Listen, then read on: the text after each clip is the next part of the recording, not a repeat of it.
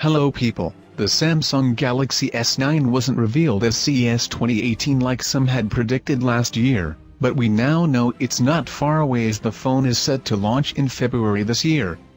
The president of Samsung's mobile division, DJ Ko, confirmed in an interview with ZDNet that the phone will be coming out at a trade show in February.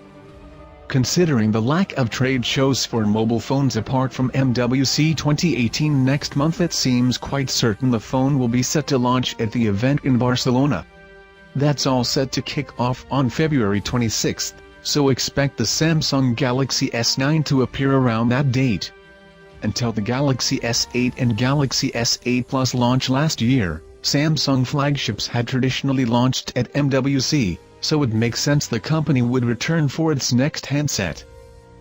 So far, rumors for the Galaxy S9 and Galaxy S9 Plus have suggested it's a remarkably similar handset to the last generation of flagships from Samsung, but it's almost certain to come with a repositioned fingerprint sensor and some upgraded internals. Samsung has recently revealed the Exynos 9810, which we expect to see used in some markets, while the top-of-the-range Qualcomm Snapdragon 845 will pick up the slack in other territories.